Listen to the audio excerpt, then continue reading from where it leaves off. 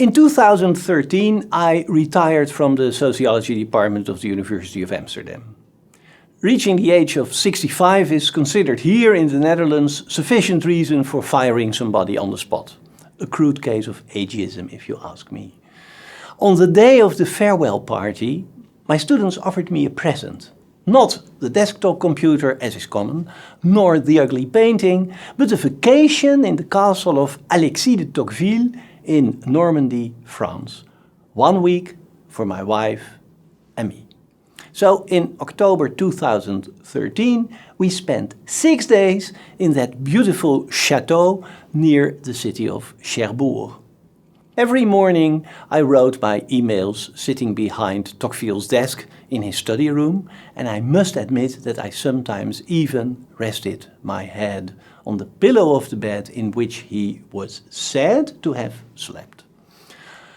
Of all the people that we discuss here, with the exception of course of Norbert Elias, Tocqueville is the author I like most. Sociological thinkers can be difficult to read. Think of Max Weber. They can be very cynical in their analysis. Mandeville is a good example. Sometimes they are fierce polemicists. Karl Marx is an illustration here. But Tocqueville is a very, very different kind of writer. He approaches his readers always in a friendly way. He never bullies them.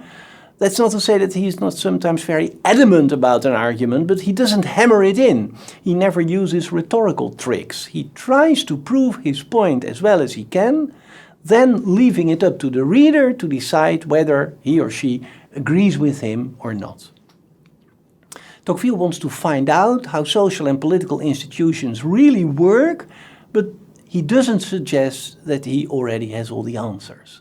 This is a man who has no axe to grind. There is no spite or anger in his writings. So, when I discuss the ideas of Tocqueville in my class, I begin to smile. And that must have been what my students noticed and what prompted them to offer me those beautiful 6 days on the Tocqueville estate that, by the way, is still in the possession of the Tocqueville family.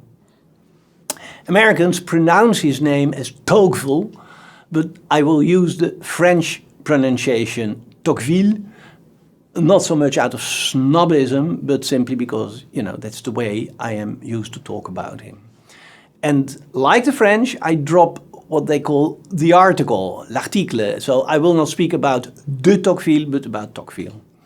Now, Tocqueville has always been a household name amongst political scientists and historians. In political science classes, he is treated as one of their founding fathers because of what he had to say about the phenomenon of democracy, about political institutions. And in the history department, he is admired because of a book that we will not treat here in this course, and that is his book about the conditions leading up to the French Revolution of 1789. Sociologists have for a long time been a little bit reluctant to grant him entrance into the Hall of Fame of the great theorists of the past.